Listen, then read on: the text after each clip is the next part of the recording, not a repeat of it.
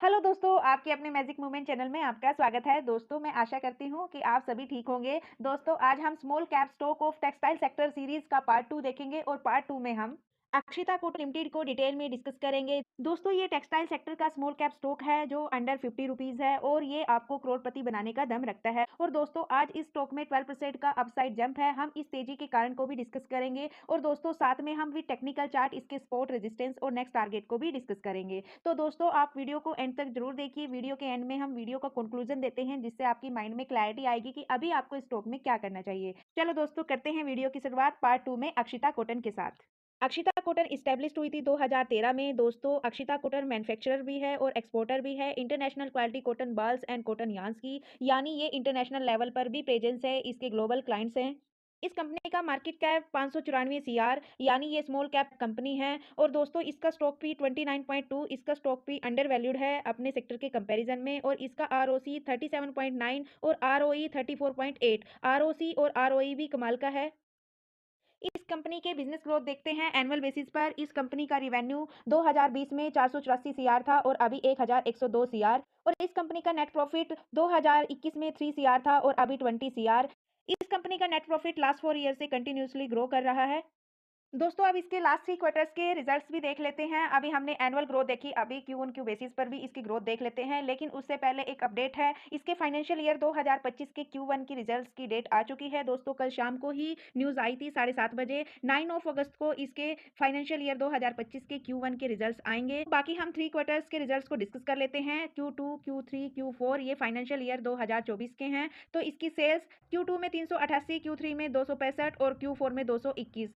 तो दोस्तों, last 3 quarter से इसकी सेल कंटिन्यूअसली डिक्रीज हो रही है। बात करें नेट प्रॉफिट की, और नेट प्रॉफिट Q2 में 6 का था, Q3 में 3 का हो चुका है, Q4 में अप गया 4.95 का। तो दोस्तों, ओवरऑल नेट प्रॉफिट डिक्रीज है, लेकिन अगर कंपेयर करें Q3 से Q4 में तो नेट प्रॉफिट अप गए।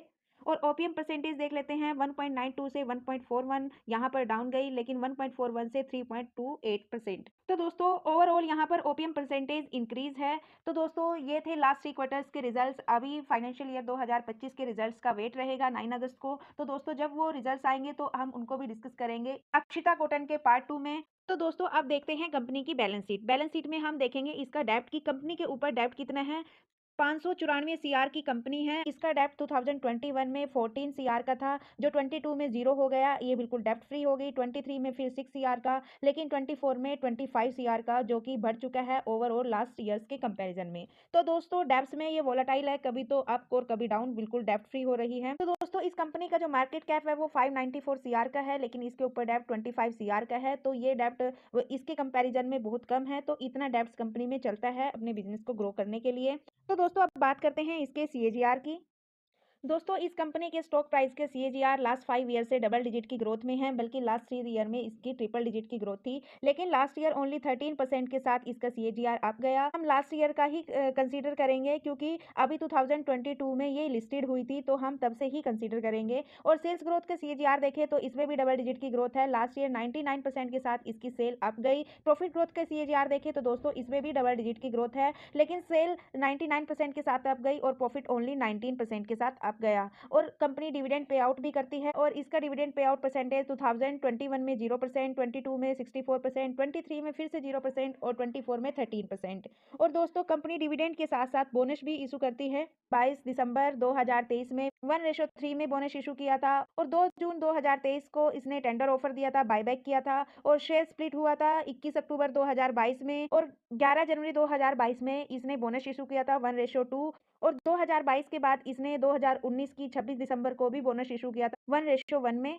और दोस्तों, अभी 9 अगस्त को अप्रूवल मिला है फाइनेंशियल रिजल्ट्स का, जो कि इसने कल डेट इशू की 9 अगस्त को, और बोनस इशू करने का भी और अदर बिजनेस मैटर का भी। तो अदर बिजनेस मैटर में कुछ भी हो सकता है दोस्तों, वो देखते हैं कंपनी क्या अनाउंस करेगी, क्या अपडेट देगी, तो हम उसको भी समय समय पर डिस्कस करते रहेंगे।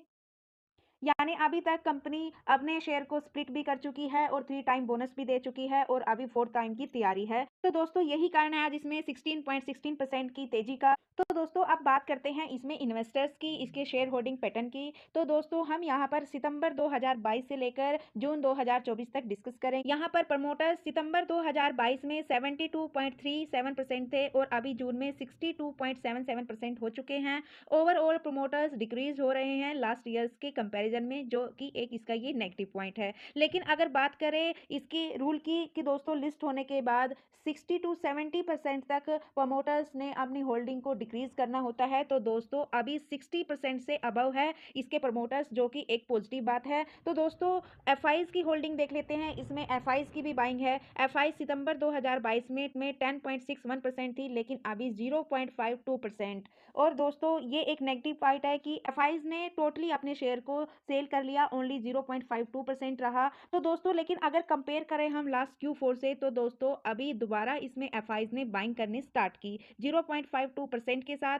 लेकिन ऐसा दोस्तों पीछे भी हुआ है, यहाँ पर आप देख सकते हो दिसंबर 2022 में बाइंग हुई, मार्च 2023 में भी बाइंग हुई, लेकिन जून 2023 में इसने अपने स्टेक को काफ़ी रिड्यूस किया, ओनली 3.43% रहा। फिर उसके बाद सितंबर 2023 में भी बाइंग हुई, लेकिन दिसंबर 2023 में इसने बिल्कुल अपने शेयर को निकाल लिया, ओनली 46%। और मार्च में भी इसने बाइंग की 0.01% और अभी भी इसने बाइंग की, यानी लास्ट 2 क्वार्टर से एफआईज इसमें बाइंग कर रही है। और दोस्तों जैसे आज इसके शेयर में जंप आया है 16% का, तो लगता है शायद आज भी एफआईज डीआईज में से किसी ने इसमें बाइंग की है।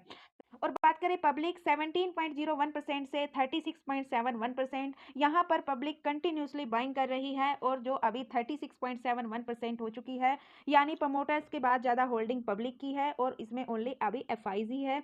दोस्तों ये इसकी पीयर्स कंपनी है, यहाँ पर आप इसकी पी कंपेयर कर सकते हो इसकी कंपटीटर कंपनीज से। तो दोस्तों अब बात करते हैं इसकी ओवरऑल रिटर्न्स की। दोस्तों ये कंपनी जुलाई 2022 में लिस्टेड होती है और दोस्तों यहाँ से कंटिन्यूसली अप जाती है और दोस्तों यहाँ पर इसमें आती है प्रॉफिट बुकिंग, लेकिन जहाँ पर लिस्ट होती है उससे ऊपर ये अपना स्पॉट बनाती है और यहीं पर कंसोलिडेट करती है, फिर थोड़ा सा अप जाती है, लेकिन यहाँ से फिर प्रॉफिट बुकिंग आती है, लेकिन दोबारा अपने उस स्पॉट को रिस्पेक्ट देती है, बल्कि उससे अपसाइड। बाकी हम इसके टेक्निकल चार्ट में डिस्कस करेंगे इसकी स्पॉट रेजिस्टेंस। यहाँ पर ओवरऑल रिटर्न्स की बात कर लेते हैं, तो दोस्तों जुलाई 2022 से लेकर अब तक इसने 67.33% के रिटर्न्स दिए और दोस्तों इस शेयर का जो लो प्राइस था वो 12 रुपये 75 पैसे था। ऑल टाइम हाई इसका 62 रुपये 25 पैसे है और अभी ये 26 रुपये 53 पैसे पर ट्रेड कर रही है। आज इसमें 16.16% का जंप है और दोस्तों अभी अपने ऑल टाइम हाई से 55% डिस्काउंट पर है। और दोस्तों अक्षिता कॉटन एक स्मॉल कैप कंपनी है जिसमें हाई रिस्क है। तो दोस्तों आप डिस्कस करते हैं इसके टेक्निकल चार्ट को। दोस्तों ये इसका ऑल टाइम का चार्ट है, जैसे कि हमने पीछे इसके चार्ट में डिस्कस किया कि कहाँ ये लिस्ट होती है और कहाँ पर इसमें प्रॉफिट बुकिंग आती है। तो दोस्तों अब ये यहाँ से बाउंस बैक कर रही है, तो लेकिन दोस्तों इसका कंफर्मेशन इसकी अर्निंग आने पर होगा जब फाइनेंशियल ईयर 2025 के Q1 के रिजल्ट आएंगे। अगर दोस्तों वो रिजल्ट अच्छे आ जाते हैं, मार्केट की एक्सपेक्टेशन को भी बीट कर सकते हैं, तो दोस्तों तब हम बोल सकते हैं कि ये अपना यू पैटर्न कंप्लीट करेगा, क्योंकि जो अर्निंग बेस पर तेजी आती है तो दोस्तों वो टिकाऊ होती है। तो दोस्तों इसके चार्ट के पैटर्न को देखते हुए, इसके बिजनेस को देखते हुए, इसका जो शॉर्ट टर्म के लिए नेक्स्ट टारगेट रहेगा वो 35 रुपीज रहेगा। तो दोस्तों इसके चार्ट के पैटर्न को देखते हुए, इसके बिजनेस को देखते हुए, शॉर्ट टर्म के लिए जो नेक्स्ट टारगेट रहेगा वो 40 रुपीज रहेगा और लॉन्ग टर्म के लिए जो इसका नेक्स्ट टारगेट रहेगा वो 100 रुपीज रहेगा। बाकी हम इसके बाइंग सेलिंग लेवल को इसके कंक्लूजन में डिस्कस करते हैं। दोस्तों हमने इसके बिजनेस को भी डिस्कस किया, इसके बेसिक फंडामेंटल्स को भी डिस्कस किया, इसके टेक्निकल चार्ट को भी स्टडी किया, इसके शेयर होल्डिंग पैटर्न को भी चेक किया। कंक्लूजन दोस्तों, अगर कोई इस कंपनी में इंटरेस्टेड है और फ्रेश बाइंग करना चाहता है और या फिर एड ऑन करना चाहता है, तो दोस्तों मेरे ओपिनियन से आप इसमें 24 से लेकर 26 रुपीज़ के बीच में कहीं भी बाइंग कर सकते हो। और दोस्तों अगर कोई ऐड ऑन करना चाहता है तो दोस्तों वो भी कर सकता है। और दोस्तों अगर किसी के पास इस कंपनी का स्टेक है, प्रॉफिटेबल है, प्रॉफिट बुकिंग करना चाहता है, तो दोस्तों उसको अभी वेट एंड वॉच करना चाहिए इसके 35 के रेजिस्टेंस के ब्रेक होने का या फिर इसके Q1 के रिजल्ट्स आने का। और दोस्तों चाहो तो आप इसको लॉन्ग टर्म के लिए होल्ड रख सकते हो, आने वाले टाइम में मल्टी बैगर कंपनी बन सकती है और लॉन्ग टर्म में अच्छे रिटर्न्स दे सकती है। लेकिन दोस्तों ये वीडियो एजुकेशनल पर्पस से है, मेरी तरफ से किसी भी स्टॉक के लिए कोई रिकमेंडेशन नहीं है। तो दोस्तों ये था पार्ट 2 अक्षिता कॉटन की कंप्लीट स्टडी। तो दोस्तों यदि आपको वीडियो पसंद आए, यदि वीडियो से आपको कुछ सीखने को मिला तो प्लीज़ लाइक कीजिए, शेयर कीजिए, कमेंट कीजिए और दोस्तों यदि आप चैनल पर नए हो तो आप चैनल को सब्सक्राइब कीजिए, बेल आइकन को प्रेस कीजिए। तो यदि आपको वीडियो में कुछ कमी नज़र आए तो दोस्तों प्लीज़ उसका भी फीडबैक दीजिए और कमेंट कीजिए। मुझे आपके फीडबैक और कमेंट का इंतज़ार रहेगा दोस्तों। और दोस्तों आप कमेंट बॉक्स में बता सकते हो क्या आपके पास भी कोई टेक्सटाइल सेक्टर का स्टॉक है? यदि है तो आप अभी उस स्टॉक में क्या कर रहे हो? कौन-सी कंपनी का स्टॉक है? तो दोस्तों मिलते हैं पार्ट 3 में फिलटेक्स इंडिया के साथ। हाँ, दोस्तों लाइक कर दो प्लीज।